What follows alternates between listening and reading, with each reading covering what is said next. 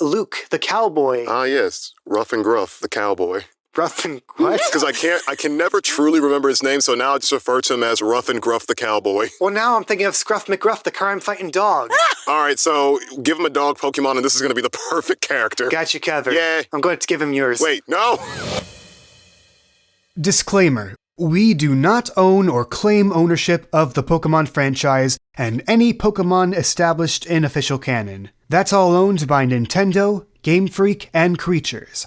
This is just a podcast made by 4 friends who love Pokemon. It's our love letter to a franchise most of us grew up with.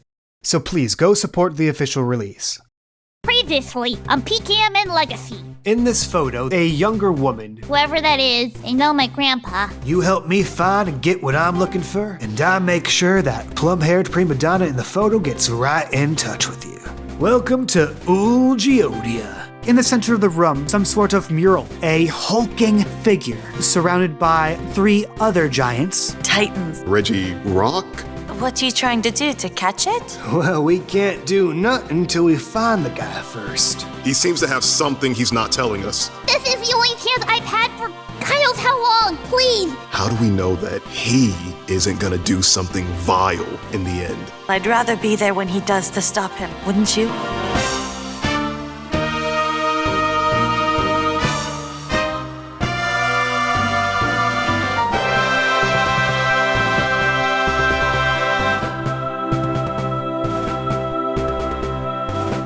The gang splits the party, and we'll go over to Velma. Splitting the party again. But plot. You find yourself in living quarters of some sort. There's living spaces, courtyards. There's even a tree here, but it's petrified completely.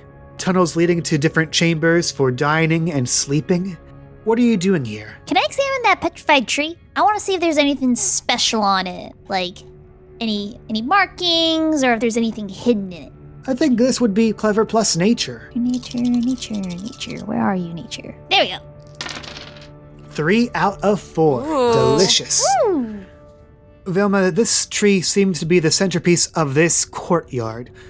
Or at least you can assume from the shape of the room and the size of this tree and its positioning, that's what it's meant to be, ornamental. However, you can tell this tree, once alive, no longer anymore, petrified over a long period of time, but not rotten. The branches are still there, the trunk is still solid, more solid now with the stone. You look among the soil here. With that 3 out of 4, you see a glint in the soil underneath. Very, very dry soil, devoid of any nutrients anymore. Question for you, is this glint, would this be a very plain color glint or a very shiny glint? I'd say shiny. You dig your gloved hands into the soil and excavate a nugget. Ooh. Nice. Money. Yes, money. I don't have enough money for chicken nuggets. Let's check out one of those living quarters, see if there's anything in there. Using your sea gear to light the way, you investigate the living chambers here. Less of a living chambers like you would expect. Very utilitarian. Barracks almost. Just bunks lining the walls of this otherwise nondescript chamber. Why don't you make a clever plus lore? Well, Oof. Big oof. 0 out of 5. nothing. There are beds here, old cloths. Nothing really comes out to strike you as anything out of the ordinary here, though. Oh, let's hit the dining hall. You enter the chamber. It's a very long hallway. Tables lining the center. Stone pedestals as seats. A mess hall of sorts. Are you looking for anything in particular here? Maybe any more clues as to where we're headed? Any more clues as to what this place was for? One more clever plus lore check. A 2 out of 5 is much better. You look around. The one thing that strikes you, more so than usual, this furniture and the scatterings of stuff left behind, abandoned plates, cutlery, more clothing here and there. It is very, very big. And you're used to that given your stature, but abnormally big. Given a good visual calculus, you would say the people sitting here might be maybe 10 feet tall. Past that, you cannot glean much other than the stature of the former inhabitants. We'll go ahead and cut over to Maddie and Luke. Actually, before we leave, We'll cut back over to Velma. is there a fork there? A fork. With that too, yes, there is a fork. It seems to be made of a very dulled metal. Can I take the fork? Add big ol' fork to your inventory. Big old fork. It's about maybe 1 foot in height. Big old fork. Big ol' fork. Big ol' fork. And the edges around it are very deliberate. Like, it's not like any gentle curves that you might see in your silver forks. It's blocky almost, except at the pointed ends. Very hard to grip. You need both hands to grip this thing. Big old fork. Big ol' fork. Big ol' fork. Will this serve her well later? Hey, listen, when don't you need a big old fork? When you need a big ol' spoon. Now we cut over to Maddie and Luke. You come across a large hall, but not in the terms of like length or width, in height. The door leading into this chamber has been broken down. It seems to be a square chamber until you look up and down. In the center of the room, connected by broken bridges, is gaps leading to other floors in this chamber. And around the perimeter of these walls, broken stone bars that once blocked cells here. What is this place? If and I had to guess, prison. But why would they need a prison here? Why don't you make a insight plus alert check for me? Okay. 1 out of 5 is good enough.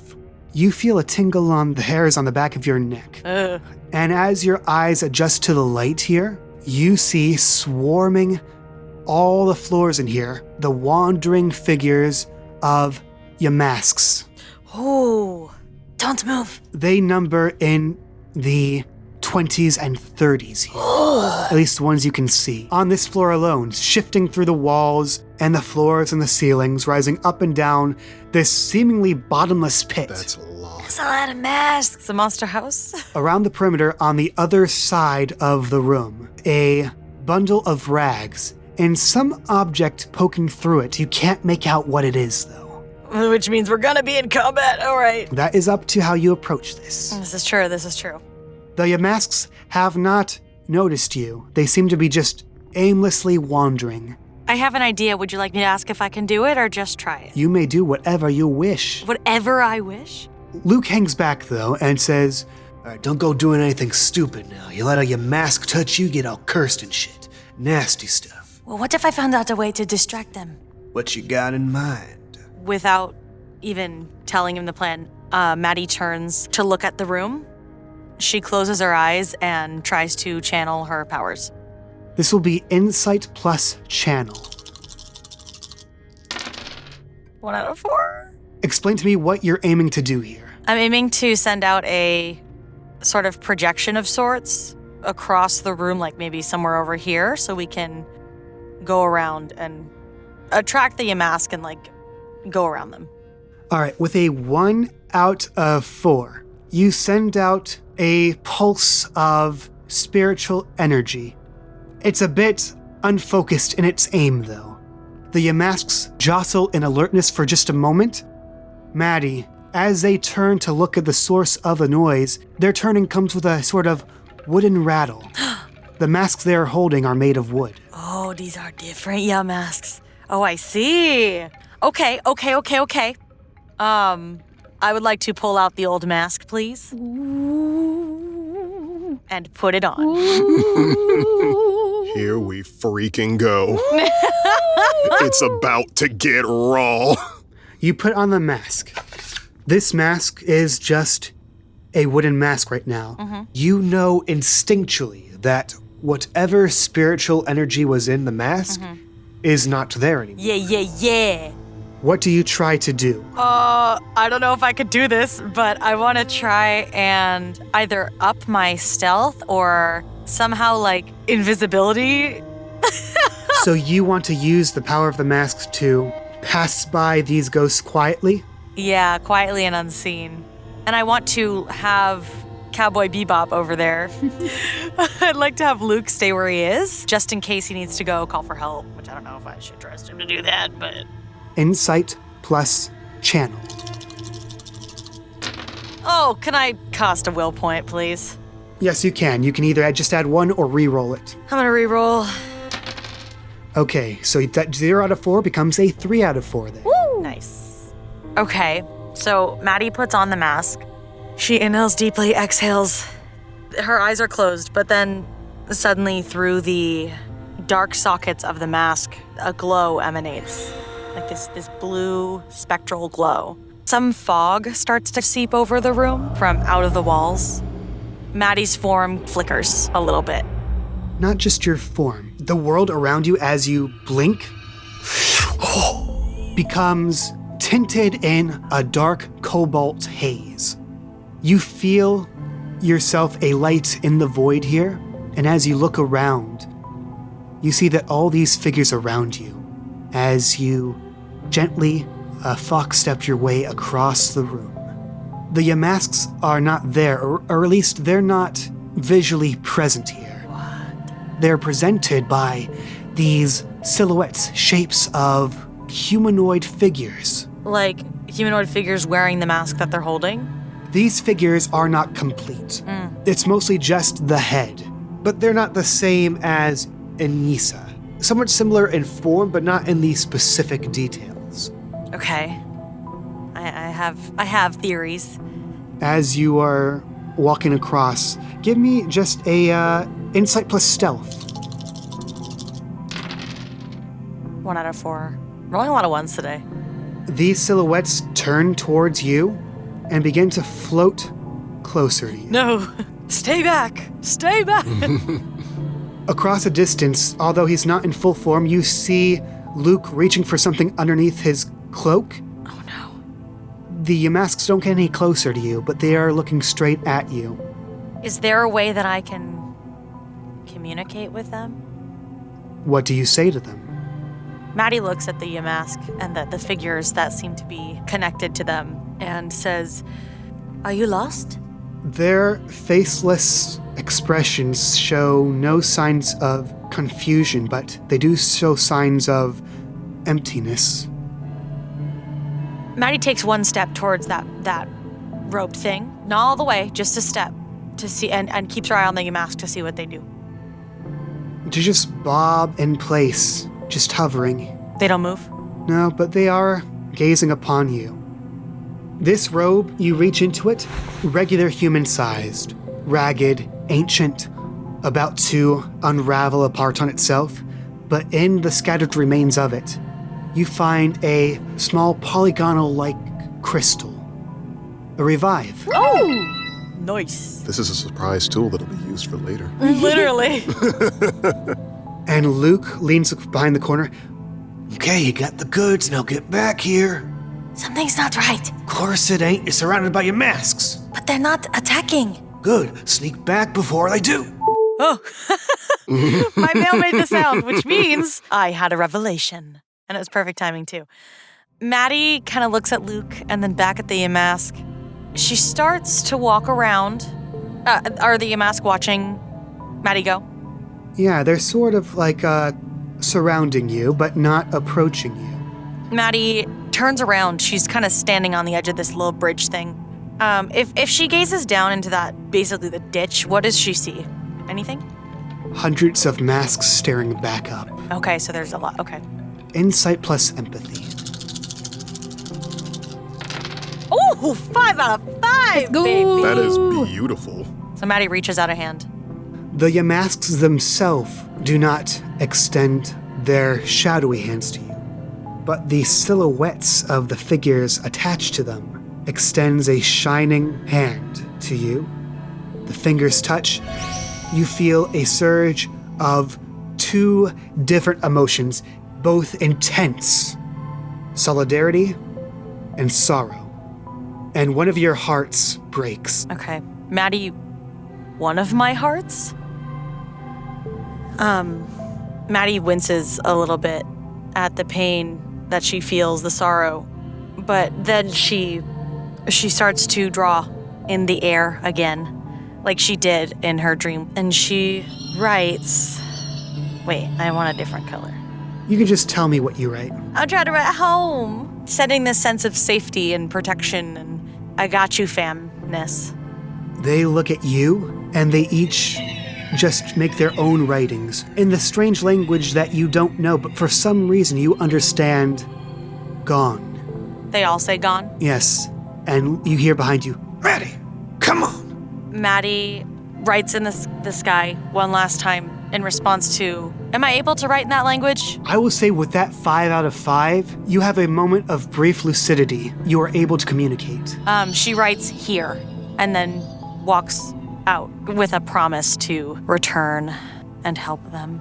You see words form around here, changing it to not here. And more words have gone, taken. Gone, taken. Wait. Oh, I don't know if I'm gonna regret this, but I'm gonna do it. Maddie turns, she stops in her tracks and she turns around, back around, and takes off the mask and holds it out. Your sight of the silhouettes, gone. Yeah, I knew I was gonna regret that. It's just the masks. It's okay. But the masks seem docile and are not approaching you to attack. And they don't do anything about me holding out the mask? No? Okay. Maddie pockets the mask and walks off with Luke.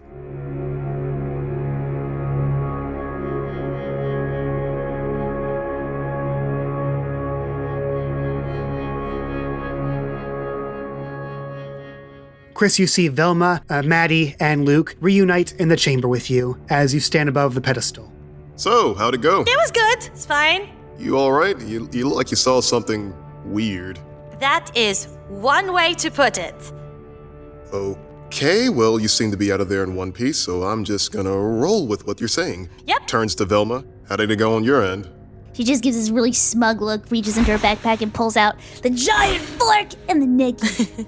My haul, thank you very much. Whoa, Nelly, that's a big old fork. Heck yeah, it's a big old fork. That is a giant fork. That's forking huge. Can't say that. Fork yeah! You're Are we not allowed to make fork jokes? not getting into this anyway. Yeah, he's right, fork this, let's get a move on. Anyway, so what did we come back with other than a giant fork? Maddie like pops out the revive and like flips it like a coin and like holds it between her hands. I got this cool revive. So, oh, Chris, I'm sorry. This means less PC time. Yes, less PC time. Oh, don't look so sad. We'll make sure you see Nurse Joy, okay? He's like got this kind of angry but kind of not angry look on his face. Look, it's good we have a revive. Happy for the nugget and the fork. Where do we go now? Where do we go from here? Pulls out his book. As far as I can tell, only way through is that big old door in the far chamber. But it hasn't opened yet, right? Not yet. Probably gotta solve some trial or puzzle. They don't want anyone unworthy getting in there. Well, I'd say we fit the ticket. We survived this long, so I'm doing some investigating, guys. Hold on.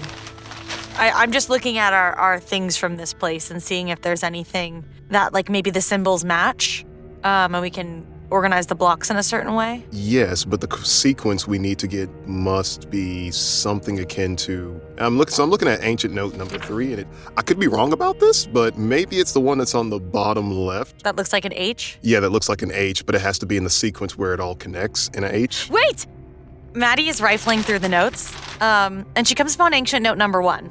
The keys of 6 must match the gate. Maddie runs up towards the gate. You run up all the way to the very northern end of these ruins. Yep, without a word. And you come to the giant door leading to the sanctum with all those strange symbols on it. Maddie takes a picture of that, Click. and then she runs back. I got it! You got what? Kay, realistically, because Ariana and all of us people can look at this and kind of decipher what Ancient Note 1 says. Can we, our characters, decipher? I mean, you looked at it and you read it in your character Yeah, I voice. know. I will count that as that. I know, I just thought of it after that. I wasn't sure if we could read. Okay, great, you're great. So Maddie pulls out Ancient Note 1 and she holds it out to Chris and Velma and Luke. And she says, look, read this right here. The keys to 6 must match the gate to unlock the door. The mightiest awaits. mightiest? The I think it mightiest? says the architect? I was reading as the mighty. Is it architect? Pretty sure that's a name. It's a big uppercase A. But this is what I'm saying. Look, the keys of 6. There are 6 keys that we found, and they must match the gate. Oh yeah! I see what you're talking about. Velma, Yeah. try and match it, okay? Yeah. You do the right sides, I'll take the left sides, okay? Okay. Doing it with such speed, that's both impressive and frightening at the same time. Oh, I see what they're doing now. Oh my God, I am the Mr. Mime of the group. Oh my God. It took me this long to figure it out. Holy crap baskets. Maddie looks at Chris and she goes, "Would you like to do the honors?" and points to the button in the center. He bolts for the button and it just crushes it. Boom! And then a grinding of stone again. When that stops, it's followed by a...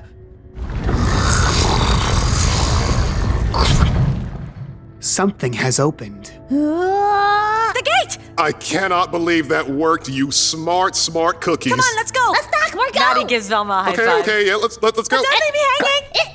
Let's go. Woo! Is Luke with us? Luke is with you. He's running right behind you guys. Okay. Just make sure.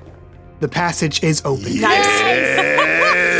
You guys walk through the portal. Portal? We're going through a portal? Portal as in passageway. Not like a whirling portal like Magic yeah, okay, Gateway. It's like portal as in passageway. Okay, Which you okay. guys walk through. We're all on high alert. As you make the turn and walk up, suddenly you can feel the rush of the open air around you. You are outside the cliff. You're in between the cliffs as you look around on some sort of stone bridge that was never spotted from below or above. Does the bridge have anything on the other side of the cliff? Yes, another door on the end. Does it look like a pretty sturdy bridge or like a really rickety looking bridge? No, it's sturdy. Have you guys seen Indiana Jones' Last Crusade? Yes. No. Is it just like the entire bridge is that way, or does it look like a broken bridge like? It's not a broken bridge at all. It's a solid bridge. Okay. Cleverly hidden in plain view. From almost any angle, it seems invisible, but if you look at it from a certain point, hence you guys standing on it, you can see the bridge there. Above, you can see the blue skies of the mid-late afternoon. Below you, you can see the sandy riverbeds. How high up are we? There's a good 80 feet between you and the ground, and another 80 feet between you and the cliff heads. These King's folk sure were some master craftsmen. And big people, too. Look at this freaking fork. This is the average fork. How big are these guys? It seems as though we need to cross this bridge, right? It looks safe enough. Fun stuff is on the other side, though. And what are you going to do with the Pokemon after you catch it? Oh, I don't got no big plans with it. I just enjoy the hunt. Can I make a perception style roll? So, A sort of insight to see what he's up about. yeah. Go ahead and make me an insight plus perform. You're trying to see if he's lying or not. 1 out of 4. Like he says he wants to try and catch it. Past those intentions, you don't detect anything like off-putting or unsettling or maniacal about it. Good enough for me. And Maddie just starts to walk towards the bridge. So, in the interesting hypothetical sense, what if you don't catch it, but one of us does? All right. Well, in this hypothetical, what balls you packing? We're working with normal the usual Pokeballs, I guess. A Pokeball and a Great Ball, nothing out of the ordinary, but... Oh, this is a big hypothetical then. Well, what do you have? Oodles of Ultra Balls and a few other tricks up my sleeve. Like I said, you let me worry about the catching. You focus on the other stuff. What do you mean by other stuff? We're trying to catch a legendary. You think it's gonna go without a fight? So we're basically the bait. I prefer tactical distraction. Yeah, okay. Hey, you got metal, you got moxie, we work together, we come out just fine. So, Kay, I got a real quick one for you. Yes. With this satchel of energy powder, I have one left. Would I be able to use it on Diamond because she seems to be low on health? You're talking about in the satchel you used already. There was 2 energy powders? There were 2 satchels, each had 4 units of powder in it. And I believe you used 3 out of 4 for one of the satchels. Yes. Out of combat, you can absolutely heal it all the way back up to full health if you wanted to use all the satchels. Yeah, if that's okay. So you use the last of the one energy powder and the whole bag of the other energy powder. Diamond does not seem to object to the nasty bitterness of the medicine, as it is sucked up and disintegrated inside her diamond, and she is restored to full health. Yay! Any other preparations before we head into the sanctum? Oh, real quick. Let me check. How much can one potion heal up? One potion, it can heal up as many units as it has left. I think for potions they have 2 units, if I'm not mistaken. Okay, I'm gonna use a potion up on assistant real quick. Okay, you down the entire potion on assistant, and she regains 2 hit points. Surprisingly, this bridge is sturdy enough to hold her weight. Oh, wow. And she is restored up to 6 out of 9 of her hit points. I just realized something. We still have items, like held items we could use. Have we not been using those? I don't think you've been attaching them to any of your Pokemon, no. Oh my god. When you mean held items, you mean like... Like an Everstone, some leftovers, Miracle Seed, a Psychic Gem, a silk scarf. We not been using. Nope. Well, let's take a peek now. I don't think anyone needs an Everstone right now, right? That silk scarf would be good if we have any normal types. Bellini. Yeah, Goonie's also normal, I think. Doesn't only have to be attached to a normal type Pokemon. If they have a normal type move, that gets a power boost. I might ask if I can put the silk scarf on Goonie then. Yes. And while we're at it, I'm going to give you back Goonie. Oh yeah. Oh yeah, I forgot to slip those out.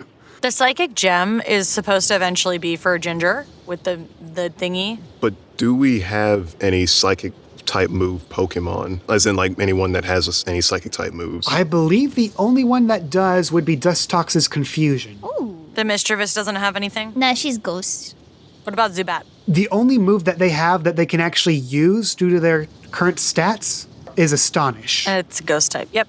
All the other moves, they're not trained enough to have any accuracy or damage pools whatsoever. So once you get some downtime and train it up a bit, reassign your stats, you can totally get those moves working. Yep. Can I give Bay the Miracle Seed? Are you guys good with that? Yeah, I have no Pokemon that can use it, so it's all you. You do have Pear. I think Pear is trying to fight me the moment it pops outside the ball, so I'm good for now. All right, yes, you give Bay the Miracle Seed. Whenever you roll for a damaging grass-type move, just when it comes up with extra dice to add, just add 1 to it. So are we holding on to the Psychic Gem for now, or did you want to give that to Dustox, Chi-Chi? Eventually it'll be for Ginger. Just to let you know, this Psychic Gem, it will give you a power boost to 1 Psychic-type move. Whatever you roll for damage, you always add 2 to that move, and once you do, that gem is consumed. Oh, it's a one-time thing. Okay, so then maybe never mind. Yeah, maybe we should save it. Maybe never mind then. Well, in that case, let's save the gem, but can Goonie take the scarf? Yeah, Goonie's got the scarf. Okay, cool. So Goonie has the scarf, Bay has the Miracle Seed. I would like to put leftovers on Victor if I can. He needs his leftovers. He's a growing boy. So at the end of each round, you can heal 1 hit point. You can heal up to a total of 10 hit points per day. Oh my god, yes. And we still got a galette. The galettes are more like a potion though, right? They're more like a full heal. I gave away one of my galettes. I don't know who else has a galette. I still have a galette You know in what, my actually, inventory. I think it's... Now that I think about it, I think all the people who've used the Lumiose Galette is both Madi. So she might have stole your galette. What? No, Did you get 2 galettes or just 1? I don't know. I don't remember using it on a Zubat. I think you used up 2 galettes. One when trying to tame the Zubat in that shady clearing.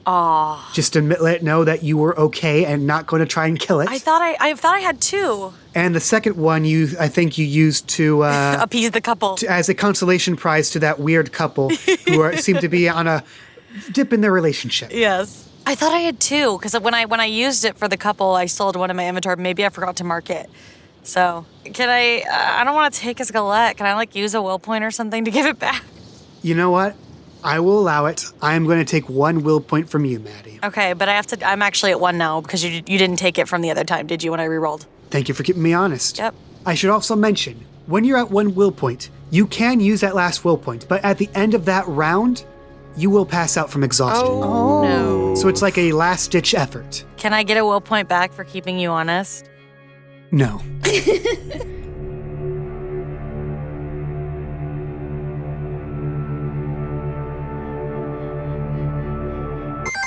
Hey, okay here. Welcome back to the pause menu. Know you're excited to get to the boss battle, but got some stuff to get through first. First off, hope you're enjoying the show so far. If you'd like to support us and you're in a place where you can do so, we got a Patreon for that. Get rewards like your name in the end credits of the YouTube releases, access to behind-the-scenes bonus tidbits, and for Ultra Baller tier patrons, you get your name mentioned here verbally in the pause menu by me, which I will do right now for the lovely Bamboori, Cammy Cat, Cybernetic Pink Guy, Donkey Odo, Doodle Boy, Javon, Jonathan Jesus Macias, Limas Humane, Mr. Someone, Quest, Redemon Music Box Brony, Ted Ursa Jr., and Unoriginal. Thanks to you guys and to the rest of our Patreon community, your support means we can keep this show afloat. You can also support the show in other ways like good old word of mouth. Drop a tweet using the hashtag PKMN so I can find it later and feel all warm and tingly inside. Leave a good comment on our YouTube releases, or a good review on wherever you found this podcast. Do that, and like our patrons, we might use your name for one of our NPCs, like we did with Luke the Cowboy, named after @Luca Reeves on Twitter. Before we get back into things, you may have noticed at the start of the show, the opening music sounded a little different. That's because I realized I'm not the same musician that I was when I first made that theme back in... 2020, the before times. So yeah, decided to give the opening theme and the closing theme the old remaster treatment. That's it, just a fun fact I thought you guys would enjoy. Hope you enjoyed the upgrade. Hope you enjoyed the rest of the episode. Let's get back into it, because I got some people I need to bury alive. Unpause.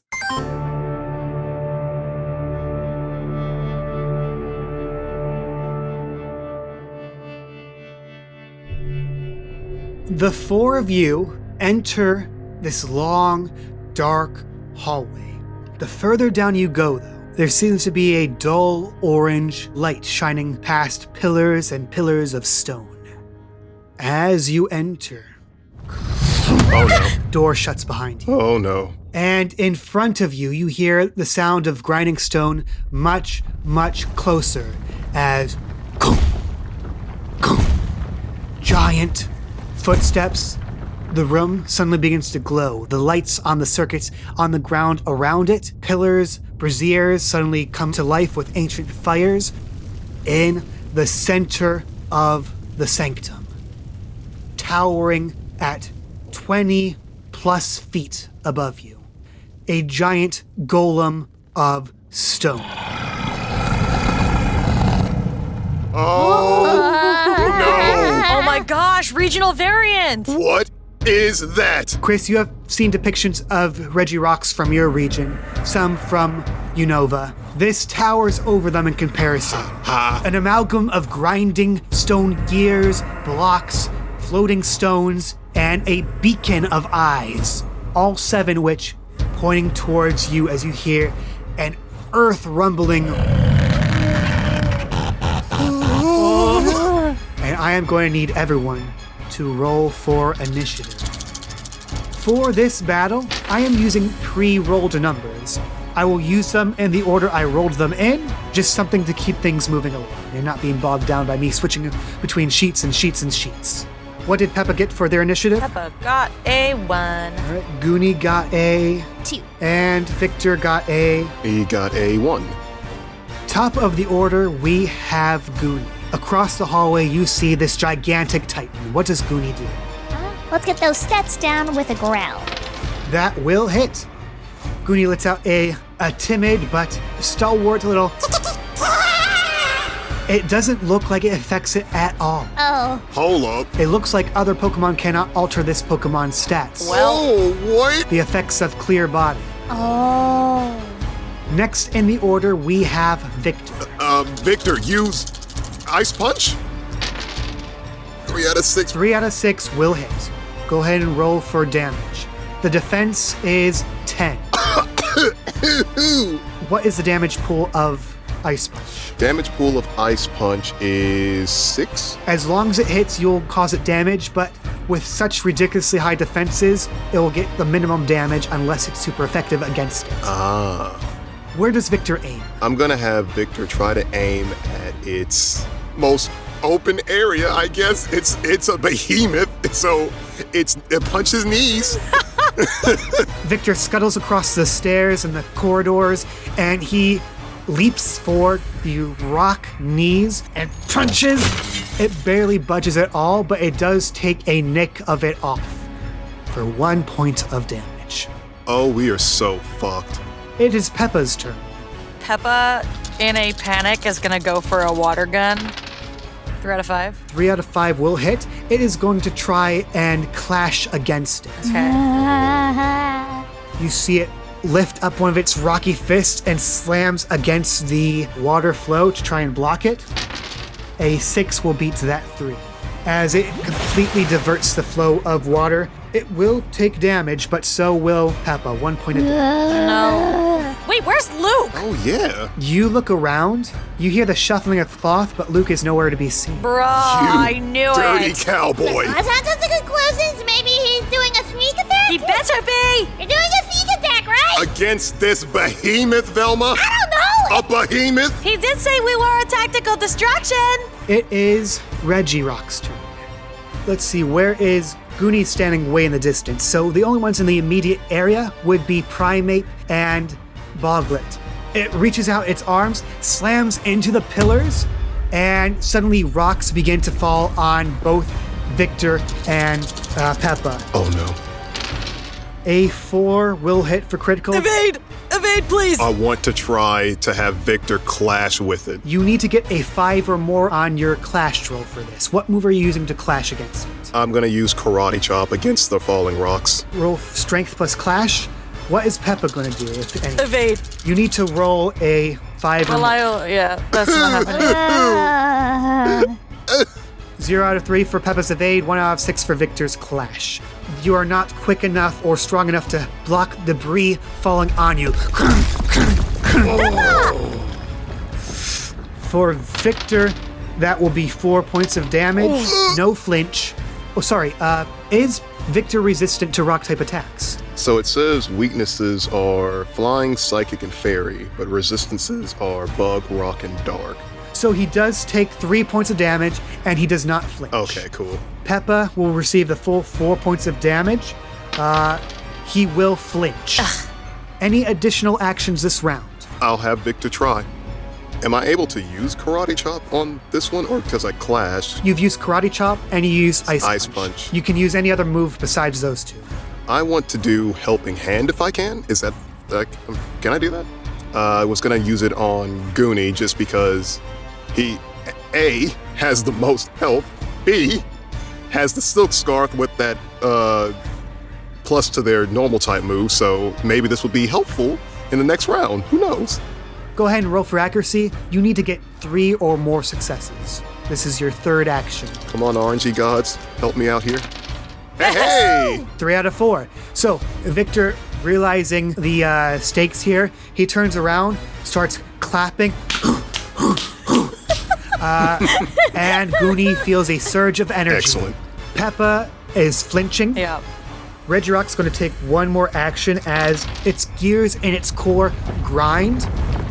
Suddenly, this dust and sand begins to rise and rumble off the ground and begin to swirl in the entire chamber. Sandstorm is in effect. Oh. Anyone who's not a rock or ground or steel type, which is all 3 Pokemon, take 1 point of damage. Question. Do I have to take the point of damage if it negates with the leftovers at the end of the round? No, you do not. You take a chunk of health. Victor reaches into his fur, pulls it. What leftovers is it? It's a grilled cheese that hasn't been eaten yet. Victor takes out a days-old grilled cheese crumble and stuffs it into his mouth and restores 1 point of health that he just lost to the sand buffeting around. Peppa does falter to the buffeting of the sand and faints. Peppa's dead. Can I pop out that Pokédex? It takes a very, very long time to scan it. Regirock, the Rock Peak Pokemon.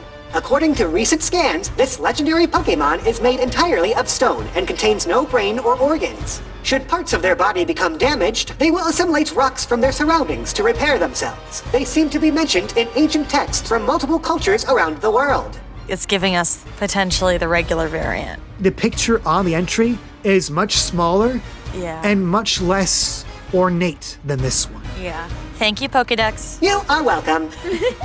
Now, who are you sending out in place of Pep? Let's send out Bellini. Bellini's coming out. You whip out your old friend, and it scatters onto the ground, looks up, up, up, It's okay, we got this. takes out his microphone, gets ready for battle. Go ahead and roll for its initiative. 2 out of 3, so it will go right after Goonie. Nice. All right. I will also add, you hear some scattering of rocks around it. It seems that Luke is lurking somewhere in the corners of this room. Yeah. But you do not see him. That nasty bugger. But he is on the move. Goonie, And we can hit certain parts of this guy, you said, right? for flavor. But it won't It doesn't actually affect the mechanics of it. Okay. You have Helping Hand on your side. This next move gets 2 extra dice to the accuracy and damage rolls. What do you do? We're gonna go for a scratch. And we're gonna see if we can get it right between the little spoke where the gears are at. It will try and evade it. It will not evade it. It climbs up, no damage pool. But question. Answer? With the 2 extra dice for help. Right. Okay, so Helping Hand. Chi-Chi, this is important. Okay. On the character sheet for Goonie, what is the damage pool number for Scratch? The pool is 6. 6, 7, 8, 9, 10. It climbs up and tries to take a mighty scratch at the gears. Bits of dust and speckles come off of it. It meets the defense, but unfortunately, it does not cause it any damage as it resists normal type attacks. Dang it! The gears try to grind it out of place and try to crush it, but he hops out before that happens. This thing is strong. Bellini's turn, fresh on the field, microphone at the ready. What does it Well, I'm do? glad the microphone's at the ready, because we're going to tell Bellini to use Sing. 1 out of 2. It lifts up this microphone, it tries to sing the chords, but the gears spin faster and faster. You see the shimmer of an ancient barrier rise up as it uses Protect to block the effects of that move. Dang It's it! not even its turn. It's a priority move. If it has priority and it's a high enough number, you can interrupt other moves. You have access to some of those. I think Helping Hand is also a priority 5. And Helping Hand is a priority move, yes. Like if you're having a priority off, the higher number wins. Victor, the giant remains unfazed. What do you do? Oh, Victor's pissed. He's still calm-ish, but Big Rock stronger than him. He don't like that. So, Chris is going to yell out, "All right, Victor, use Karate Chop!" And going right back to the knees. I'm just going to have it keep punching its knees. The banana animal will take your kneecaps by force. 3 out of 6. You said this was Karate Chop? This is Karate Chop, yes. That's a critical hit then. Ooh! Go ahead and roll that with 2 extra dice in the pool. With those 2 extra dice, does the damage pool of Karate Chop exceed 10? No, it goes straight to 10. Okay, you still hit it for 2 points of damage though. Okay. The impact of that Karate Chop resounds through the entire structure of this golem, and you can hear it let out a... That's my boy. You see all eyes on you, Hold up. and it lifts up a hand, I don't like where this is going. and suddenly the stones begin to shoot out from it, a sort of spike extending from its own arm. Oh no. It's going to use Stone Edge on you. Ooh. 5 will hit for critical, Gonna try to evade. Evade! but you would need to get a 6 or more. Actually, wait, pause. If I evade, I got a pool of 5. But if I clash, I have a pool of 6, meaning If you got all those dice as a success, then yes. I'm a gambling man. I'll try to clash with Ice Punch. Let's see what happens. I got 4. It's gonna hurt. It's gonna hurt. Victor! Pins Victor, crunches him into the stone. Victor actually goes through the stone, knocked to your feet, unconscious after taking 8 points of damage. And he's like trying to he's like running to where the Victor-sized hole is. He's getting his Pokeball out and he's gonna recall Victor. Any additional actions this round from Goonie or Bellini?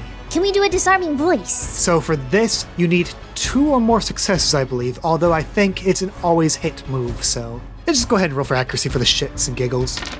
You hit. Yay! Let's attack. The dust on it begins to shake off of the gears from that auditory blast of Fey energy. Unfortunately, it doesn't do much past that, just 1 point of damage. It's going to take a step forth and hit both Bellini and Goonie with a rock slide. Rocks begin to fall, but Goody and Bellini are small and agile enough to dodge out of the way of the detritus. 2 will not hit. End of round. Sandstorm damage takes in. Both Goonie and Bellini take 1 point of damage. If you insist. I absolutely insist. Any trainer actions? All right, Chris is going to send out Ginger. Here we go. With that 3 out of 6, Ginger will go first in the order. I will have her use Odor Sleuth. 3 out of 5. Her eyes are completely focused on the movements of this stone titan. It cannot evade your moves. Excellent. Goonie's turn. Since it never fails, I think we're gonna go in for a disarming voice again. A 1 out of 3 will hit. As you blast it with another wave of fey sound, it takes 1 point of damage. Bellini's turn. Bellini's gonna go in with Sig now. It will try and roll to protect. Coward. Doesn't want a nap. It does not. And with that 7 for accuracy, Jazz wasn't around during the Stone Age. But you know what was around? What? Rocks. Oh, no. That will be a 4 for accuracy for a critical hit. Evade, please. You need to get a 5 or more to evade. I'd rather try than not. No. Dang it! You were close, Chi-Chi. 1 out of 2 for Bellini. 4 out of 6 for Goonie. That is a good roll if it was a regular Pokemon. Unfortunately, that ain't your day. Not good enough. You see it take one of the pillars in the room and bash it against another, like a war drum, as stones begin to fall from the ceiling. They avoid getting squished and crushed completely, but unfortunately, they take the full 5 damage. Oh, no! That would be 6 for Ginger, for Rock being super effective. Bellini and Goonie are both wiped out. Goonie! Rip Goonie. Rip Bellini. Any additional actions from Ginger? I'm just going to go for it. She'll go for a bite attack. 2 or more will succeed. 4. But a 4 out of 6, so that's just a solid hit. It will land for 1 point of damage. Go ahead and roll for, see if it flinches. Okay. Nope. That's fair. At least I got a hit in. Unfortunately, it's going to go for another hit on you. The rocks that form its fist rise up in the air, and like a brick, it breaks upon impact on Ginger. That would be a 4 to hit. 4 points of super effective damage. Oh, she's down. Oh. He's just like yelling. He's like, "Where the hell are you, Luke?" Who's coming out next now? Out pops Diamond. A little assistance. Here comes Lucille. Go for their initiatives. 3 out of 5. 0. And for Diamond, 1 out of 3. She's slow. You will go before Regirock. Yay. Okay, top of the order, Lucille. Lucille is going to go for Ember. We got a 3 out of 5. What is the damage pool of Ember? 6. You shoot out flames at Regirock. It just walks through them. It is resistant to fire. His. Well, so there's no chance for burn? You know what? I'll go ahead and roll 1 chance dice. We'll see if it burns the foe. Gotta get a 6. You got a 6 on it. Woo! You see the fire shoot out into the gears, walks through it. You can see that the gears and the connections on it are alight in sulfuric flames. Yeah, that's right! Diamond's turn. Chris is hitting that point that he doesn't want to hit, but yeah, not a happy camper. He's just gonna use a Prism Blast. 2 out of 5. That will hit. It will try and clash, though. Ooh. Lights on its head spark, and you see it let out a vicious bolt of lightning from its zap cannon. Ooh. A 3 will beat that too. Ooh. So you each take 1 point of damage from it. It is Regirock's turn. The eyes turn a dark red as they all pinpoint on Diamond. No. It is going to go for another Stone Edge. A 5 will hit. Critical hit. I can clash, but I don't know what I can clash with because I just used Prism Blast. Oh, Scratch, probably. Yes, you have Scratch. You need to get a 6 to make this work. Do you have enough in your pool? I have 6 in my pool, exactly. You have to get a perfect hit. This I know won't happen. Nope. Oh. 4 out of 6. You do have 1 will point left on Diamond, by the way. Well, old girl, you fought a good fight, so let's just keep on fighting to the bitter end. I'll use that one will point. At the end of the round, it will Faint. go ahead and re-roll that. Come on, RNG gods. No, worse than before. It tries to scratch at the beam. It's moving in supersonic speeds, sort of like a sander, Oof. as it tries to deteriorate the stone spikes. But eventually, with that final push of energy, it just can't take the force of it, and it cracks into the diamond. Ooh! Hitting it for 6 points of damage. Oh yeah, she's down. You hear a resounding crack as it collapses onto the floor. Lights out. Assistant's turn. We're gonna give him a little bath with a water gun. Woo! 3 out of 3. It is going to try and evade that with a 4. The gears keep spinning around and around. The force of the spinning is enough to deflect the blunt, and it successfully evades. Dang it. Can I go for a smoke screen? You'll need to get 2 successes or more. 3. Lucille starts rubbing her hands as fast as she can. A vitriolic panic. There's sparks shooting out. Sulfuric smoke engulfs this field. It smells like brimstone. Not much can be seen except for the glowing eyes of the Regirock. It is going to try and hit you guys with a rock slide. And since you all are so close to it, you all are vulnerable. Let's hope that accuracy helps. It needs to get a 4 or more to succeed. It got a 4, but with that smoke screen, that's reduced to 3. Oh, thank God. Rocks begin to fall. They pin all around you, but do not hit you. Nice. At the end of this round, Sandstorm does 1 bit more of damage, hitting you both for 1 point each. In this range, it's almost getting closer to you. You can feel it slicing against your skin, Madi, Chris, and Velma, but you do not take damage. Okay. Okay, so we might have got a little underprepared for this. It takes a few steps closer, but then it burst, sucked into a light. There are no shakes, just a single click. The Master Ball is retracted back on the grappling line it's on, back to Reek, who stands in the back. You had the Master Balls the whole time? Yep. Of course, it's got to make contact, can't be blocked by rocks and all that stuff. And that's much easier to handle when its back is turned while dealing with you guys. Oh, God. You're lucky we're not members of the cult of Nuzlocke. Oh, I thank my lucky stars for that. With his gloved hand, he just tucks the Master Ball inside his cloak. Pleasure doing business with y'all. Wait, where are you going? Easy there. I'm a man of my word. The woman you're looking for? Her name's Victoria Vladimir. What? And knowing that bitch, she's probably expecting you in Cortland already. But I'll let her know you're coming, give her a little whistle just to be safe. Whoa, hold up. What do you mean she's a Vladimir? Family drama, am I right? Velma's just standing there shocked. Is literally like knocked back on her bum. Just kind of in shock from the news.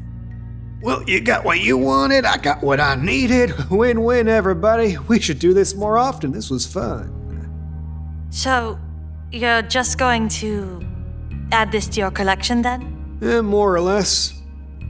What do? Are you a trainer? Are you... Collector, freelancer, whatever floats your boat. Okay. Dry. I want to do one insight check on that one thing he said. Just want to see something. What exactly are you trying to incite? Because he said he's a freelance sort of worker. I'm trying to understand, with his undertones, is he working for someone that's like not a good person or organization? Insight plus, if you're looking into the inner workings of the underworld, this would be lore for you. Ooh. 3 out of 5. Nice. He did say freelancer. It implies a business transaction. He's the poacher, but there has to be a recipient, and anyone who wants to receive a legendary. You know how that usually goes. That Pokemon is not for your collection, isn't it? You got that for the Cult of Nuzlocke, didn't you? That's what you think? Am I wrong? Maybe you're right, maybe you're dead wrong, but I ain't gonna kiss and tell. Client privilege and all that, you understand? If your motives are going to endanger anyone, client privilege is out of the picture. Is that a fact? Maddie's got her hand near her Pokeballs. If it needs to be. No. Not the time, not the place. If not now, when? Think about it. Even if we do happen to beat that legendary, he still has other Pokemon. We are in no fighting shape to even attempt this. Maddie just kind of huffs. Chris looks at Luke and he says, "You did your end of the deal, but know this, we are going to find you again, and we're going to get back what you owe." Ain't that cute? Well, if you're all so set on showing me a good time, Reaches into his cloak, pulls out a length of rope. then I'll be seeing you soon, partners. He clicks a button on it and he An escape rope. teleports. The chamber is empty. The doors grind open. I want to investigate this room really quickly. As you climb up the steps, you can see the ruined remains of this sanctum. In the center of this chamber, you see runic engravings on the floor that form that same H symbol that you saw on that strange diagram connecting all sorts of symbols. Chris, Yeah, can you bring your sea gear here for a second? and he just looks at Velma and he just goes, I'll be right back. And he runs over to Madi with the sea gear. Can you, pull up that picture again? The one with those symbols that we were looking at before when trying to solve the puzzle? Oh, but he shows the photo of the giant sculpture-looking thing with the H symbol. They seem to be a match. Huh. Do you think that these underground areas are connected to one another? I think that this is some sort of map. So, yes. Do you think there's another entrance around here that goes deeper into the dungeon? I don't know if it's that or if this actually encompasses the region.